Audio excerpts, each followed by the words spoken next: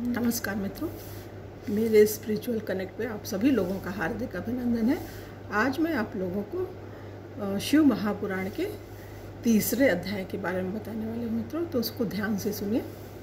तो इसमें शौनक जी ने कहा, हे प्रभु आप बुद्धिमान हो। शौनक जी ने सूत जी से कहा, हे प्रभु आप बुद्धिमान हो, भाग्यशाली हो, सर्वज्ञ हो। आपकी कृपा से मैं भी बार बार कृतार्थ हूँ, क्योंकि इस इतिहास को सुनकर मेरा मन अत्यंत प्रसन्न हुआ। अतः अब आप मुझ पर कृपा करके प्रेम वर्धिनी और मोक्षदायिनी शिव कथा भी सविस्तार कहिए। शिव कथा कहने के लिए भगवान शौनक आदि ने सूत जी से कहा। श्री सूत जी बोले, हे शौनक तुम शिव भक्त और वेद ज्ञाता हो, इसलिए मैं उस गुप्त कथा को भी सुनाता हूँ। सुनो। समुद्र के निकट एक वास्कल नाम का गांव था। वहाँ वैदिक धर्म को त्याग कर महापापी जन निवास किया करते थे। मतलब वास्कल नाम का जो गांव था, वहाँ पे पापी लोग, अच्छे लोग नहीं रहते थे।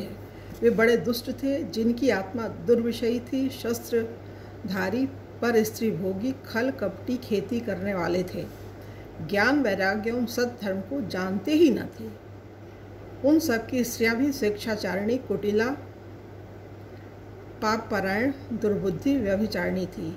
इस प्रकार दुर्जनों से पूर्ण उस वास्कल ग्राम में एक बिंदुक नामक अधम ब्राह्मण भी रहता था। वह दुरात्मा और महापापी था। वह सुधर्मिणी चंचुला नाम की अपनी पत्नी को त्याग कर वैश्यागामी हो गया था। अपनी पत्नी चंचुला को उसने छोड़ दिया था। उसकी पत्नी चंचुला नाम पीड़ित होकर पहले तो अपने धर्म के भय से क्लेश सहती रही, परंतु जब वह युति हुई तो काम पीड़ा न सह सकने के कारण उसने भी अपना धर्म त्याग दिया और व्यभिचारिणी हो गई। वो भी व्यभिचारिणी हो गई, खराब। एक बार बिंदुक ने काम पीड़ित अपनी पत्नी को किसी अन्य पुरुष के साथ देख लिया। तब तो वह क्रोध में भरकर उस पर बड़े वेग से दौड़ा। उसे आता देख वह पुरुष तो कपट करके वहाँ से भाग गया, लेकिन उसकी स्त्री को पकड़ लिया। उसने अपनी स्त्री को पकड़ लिया और उस दुष्चरित्रा को खूब घूंसे जमाए, खूब मारा पीटा उसको।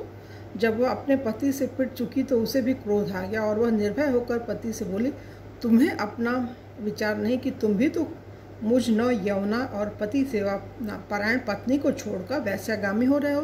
भाई हमको क्यों छोड़ के दूसरे के पास जाते हो? तो इसलिए जो तुम करते हो हम भी करेंगे। यदि पत्नी रूपवती हो, काम से व्याकुल हो और उसे पति का विहार प्राप्त न हो तो उसकी क्या दशा होगी? उसने कहा, चंचुला ने, मैं रूपवती नौ यौना हूँ और मुझे तुम्हारा संग प्राप्त नहीं है, फिर मैं किस प्रकार काम पीड़ा को सहन कर पाऊँ? सूत जी बोले, जब उस ब्राह्मण की पत्नी ने ऐसा कहा तो उस दुर्बुद्धि पापी ने पत्नी से कहा, तुमने सत्य कहा है। इतना पापी था तो उसने कहा, तुमने सत्य कहा है। तुम्हारा मन भी काम को व्याकुल है। हे कांते, अब मैं तुम्हारे मन की बात कहता हूँ, अतः उसे तुम निर्भय होकर सुनो।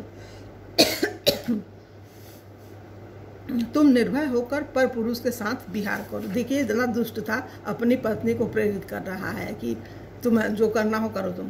तुम निर्भय होकर पर पुरुष के साथ विहार करो, परंतु उनसे धन भी तो लो। उस व्यक्ति के पास से तुम धन भी लो, क्योंकि मैं वैश्यागामी हो गया हूँ, इसलिए तू उनसे धन लेकर मुझे देती रहे, जिससे मेरा और तेरा दोनों का स्वार्थ सिद्ध होता रहेगा।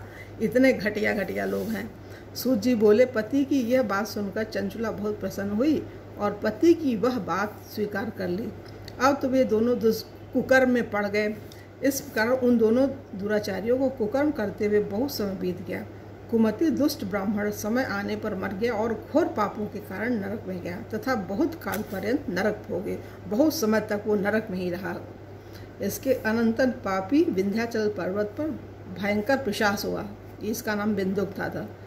अब बिंदुक पति के मर जाने पर मूर्खा चंचुला महापुरुषों के साथ घर में रह गई, पर पुरुषों के साथ उसका यौवन बीतने लगा। एक बार देवयोग से पुण्य पर्व के आने पर वह नारी बंधुओं के साथ गोकर्ण क्षेत्र में आ गई। बंधुओं के प्रसंग से उसने भी तीर्थ पर स्नान किया। बंधुओं के साथ इधर उधर घूमने लगी। किसी देवालय में पहुंचकर उसने दैवज्ञ के मुख से शिव पुराण की पवित्र कथा सुनी। मतलब किसी संत के द्वारा उसने शिव पुराण की कथा सुन ली चंचुला ने। कथा में उसने सुना, जो स्त्री पर पुरुषों के साथ व्यभिचार करती है उसे यमलोक में यमदूत लोहे के परिध तपाकर उसकी योनि में डाल देते हैं। इस वैराग्यवर्धिनी कथा को सुनकर वह भय से कांप उठी। जब कथा समाप्त हो गई और श्रोतागण भी चले गए, तब वह डरती हुई शिव भक्त कथावाचक के पास जाकर बोली, हे महाराज, मैं दुराचारिणी हूँ, मेरा चरित्र पापमय है। मुझ मूर्खा ने अपना यौवन व्यभिचार में कामासक्त होकर व्यतीत कर दिया है। आज आपकी वैराग्यदायक कथा सुनकर मुझे कुछ ज्ञान हुआ है। दुराचार में पड़ी हुई स्वधर्म से पतित महानिंदनी मेरी क्या गति होगी। अपनी गति के बारे में उसने संत से पूछा। फिर संत बोलते, हे महाराज, मैं क्या करूं, किसकी शरण लूं? नरक समुद्र में गिरती हुई मुझे कौन आकर बचाएगा। हे विप्रवर, आप ही मेरे पिता हो, अब मैं आपके ही चरणों की शरण हूँ। अतः कृपा करके मुझ अबला पर उद्धार कीजिए, मुझ अबला का उद्धार कीजिए। सूत जी बोले, जब वह ऐसे दीन वचन बोली तब ब्राह्मण ने अति दया करके उठा लिया। और